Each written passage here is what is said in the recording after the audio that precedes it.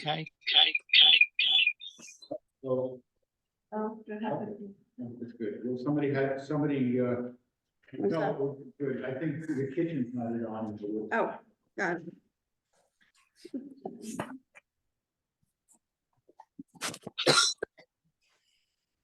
Shabbat Shalom. So, I am going to speculate. I really wrote in my text, all of us. But I've learned never to say all of us about anything. Because it's inevitably so, no, not me. But I would speculate that most of us, right, we're here in shul, right? We're not out golf, well, it's not exactly a golfing day, but we're here in shul. We're not, I was gonna say at the mall, but there are no more malls anymore. We're not on Amazon or Instacart, right? So we have a spiritual life of some sort, a conception of the divine of some sort, whether it be traditional, untraditional, and therefore there are moments when we come to desire a more intimate relationship with God, right? We have belief, but we don't necessarily always feel God's presence or know what God is. And that's okay, because that's precisely what happens to Moses in this week's question, right? And he says to God, I want to see your kavod, right? I want to see your kavod, which means kavod, I would translate it as glory, but our translation in Eitz Chaim translates it as presence. And then Moses says to God, I want to see your face.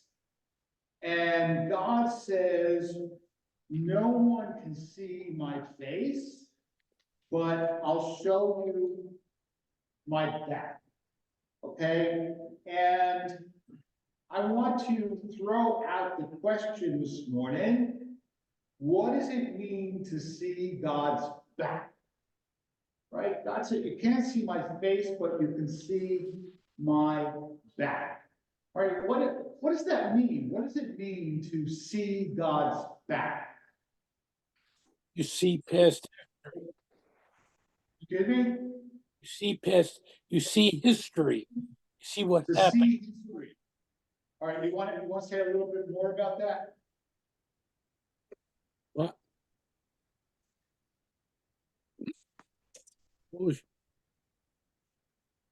All right, so, I mean, I think it means that we can understand that God's presence was with us, right? But we only understand that in retrospect, right? I mean, Jacob wrestled with the angel, and I'm sorry, Jacob has the dream of the ladder going up to heaven, and Jacob says when he wakes up, surely God was in this place, and I did not know, right? And I mean, I had a similar experience. You remember several years ago, I got very ill, and I spent a long time in the hospital. And when I went into the ER, and I don't know this for a fact because I was not conscious, but the ER nurses tried to prepare Kelly for the likelihood that I would die. And fortunately, the general surgeon who was on the duty roster, because it was like 3 o'clock in the morning when they called this surgeon, and I was in the hospital in Germantown, but they called this surgeon from Frederick, and afterwards, when I looked up his qualifications and whatever, it was clear to me that if he had not been the one on the duty roster, or if his beeper had rang and he's 3 o'clock in the morning, let the next guy take it, somebody else would be delivering this sermon. Okay, and so I believe God was with us, but I don't believe that, in other words, not like God said you're going to get better, right? But God created the hands and the brain of the surgeon who was able to save you, right? And that is, I think, what it means. We know that God was there. We know, or we believe, let's say, the limit to human knowledge, right? But we believe that God was there, but it's only in retrospect. Okay, the problem about talking about God is we are faced with the problems of the limits of human language and human comprehension, right? It's a famous course, right? All freshmen at Georgetown University, no matter what their major is or which undergraduate school they're in, have to take a course called The Problem of God, okay? And, so there's 20, 30, 40 sections every year, and a lot of different adjuncts who teach it. You spend a whole semester talking about the problem of God, right? And why is there a problem of God, right? Because the problem is not really God, right? The problem is human beings, right? Because we can't understand something that is so different than we are, right? How can a finite, flawed human being describe an infinite, perfect being, right? If we could adequately comprehend or describe God, right, we would be God, right?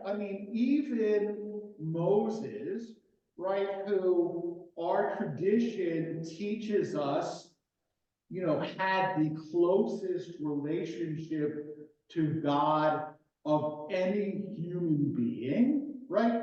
But he was nevertheless a human being, right? And therefore there were limits to his comprehension, right? And one of the things that I said in my Drasha, I don't remember, it was the first day of Pesach or the second day of Pesach, right? But there's a theory that when we hold up the matzah during the Seder, and we say, this is the bread of affliction which our ancestors ate in Egypt, okay? And it's in Aramaic, which means it's A, late, and B, intended for people to understand it, right?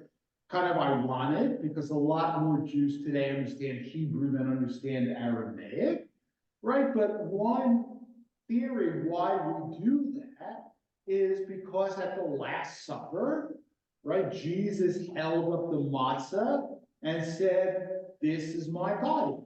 And so we hold up the matzah and say, nah, it ain't. Okay, but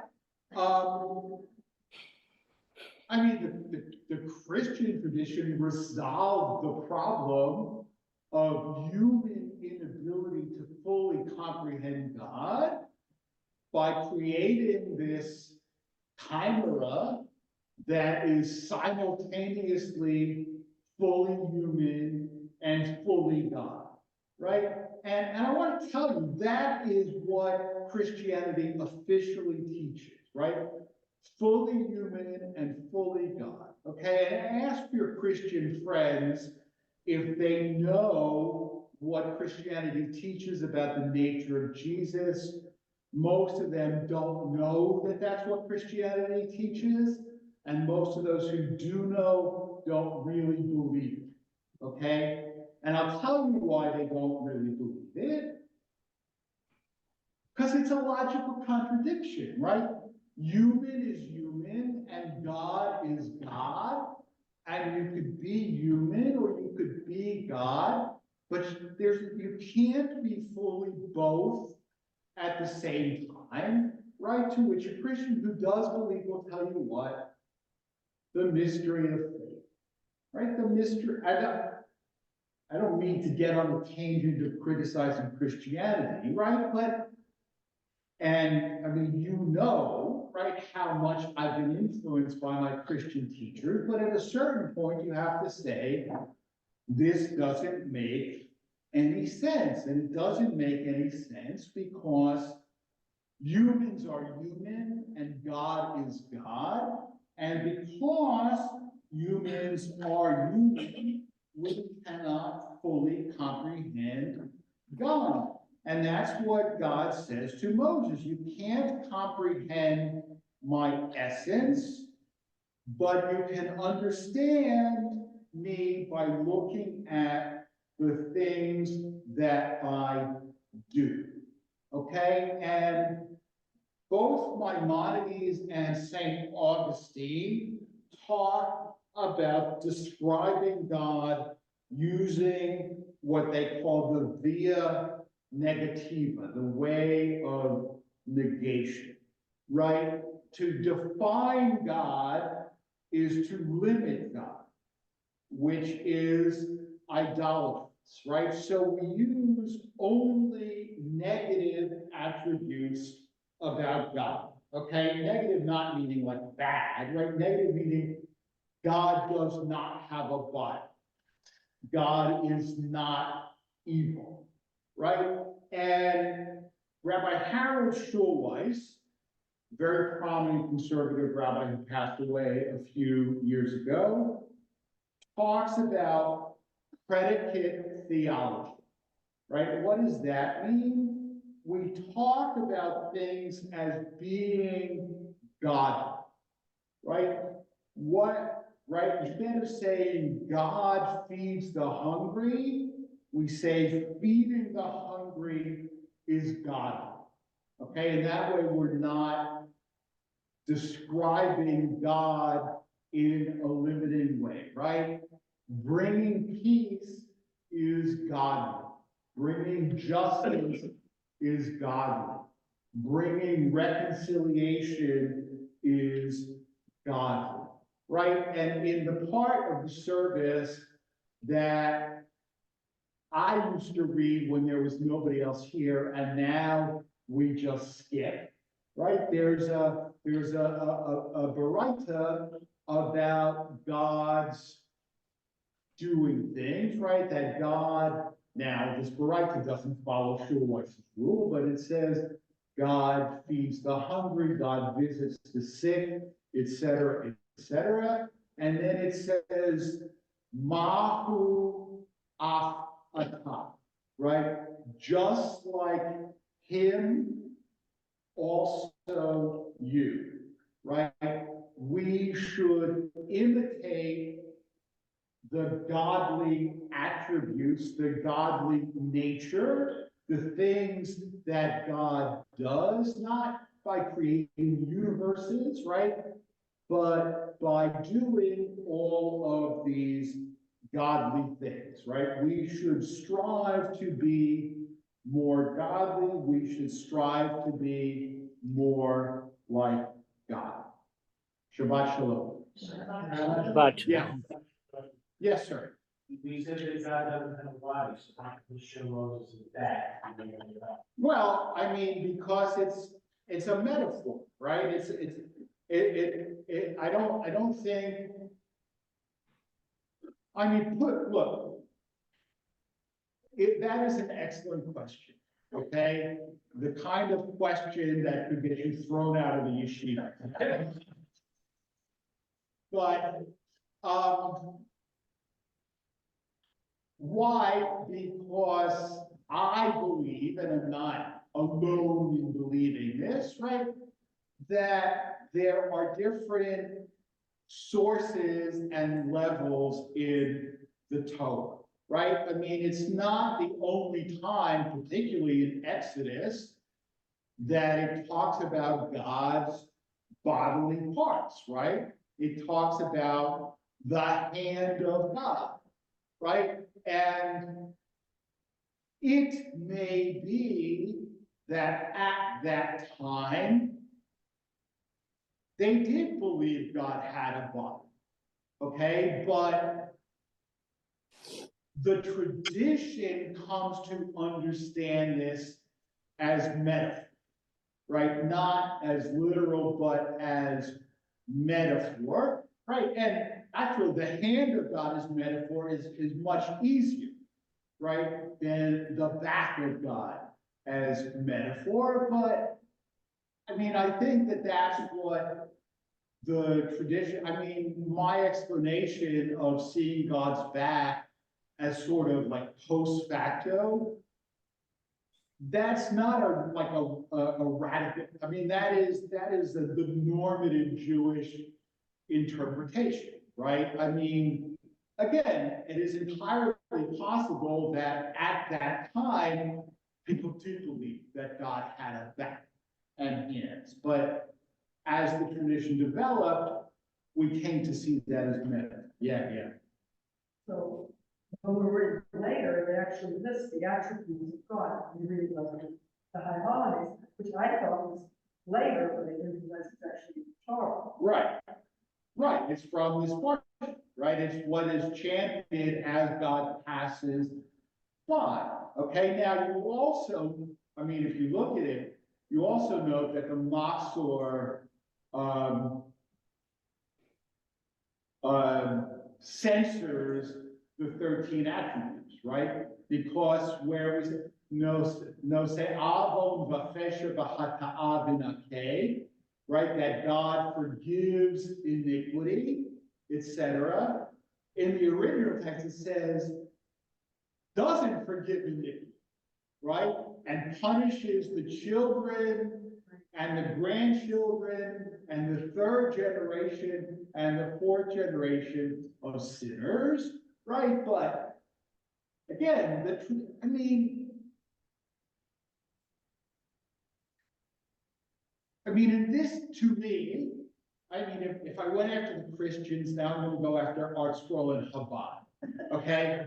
By teaching Jews in an easily accessible way that Judaism dropped from heaven pristine and has never changed, okay? They do us a disfavor, right? It is clear that Judaism has evolved, right? If the sages felt they could just cut off a verse in the middle, so it means what they want it to mean, rather than what it actually says, okay, that's a change, right? Why? Because our theology has evolved, okay? And, fortunately, the sages didn't have art scrolls, so they didn't know that they couldn't do that, right? So they did it, yeah, Pete. Just as a play on words, it's, I don't want to say funny, but it's striking that the back of God, metaphorically or otherwise, was in that context, sign of trust and a sign of piety and a sign of power. Right. So it's a plus. Sure. And yet in the English language, which is screwed up to begin with, if you turn your back on someone, it's the ultimate insult. Yeah. Again, metaphor. The other thing, speaking to what you just said about religion evolving, could you say that a tangible sign of this evolution is by the Orthodox community the use of an arrow, a marker, since they I guess we don't know for sure whether they had one or not, but they lived in much tighter quarters.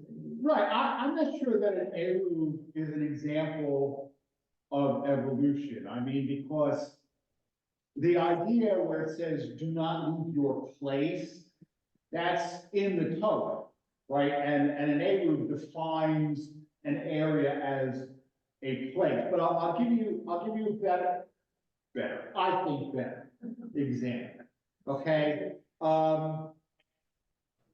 Originally, deaf people were considered exempt from the mitzvot. Okay, why were deaf people considered exempt from the mitzvot? Right, because to be obligated in the mitzvot, you have to be able to understand them. Okay, and everybody knew that deaf people could not be taught. They were unteachable, right? Deaf and dumb, right? They were unteachable and therefore exempt from the mitzvah. Okay, and literally nobody holds that way anymore, right? Because we now know that deaf people are teachable, right? The problem was not the deaf people, the problem was everybody else who hadn't figured out how to do it, right? But now that we can teach the deaf, they're not exempt from mitzvot anymore. So that's an example, I think, of change within the halakhic system. And we are definitely like running later than we should be, although questions are always great, so no problem. We continue with the Kaddish before Musaf on 155, and for Shabbat Chol HaMoed, we say the Musaf for Hagim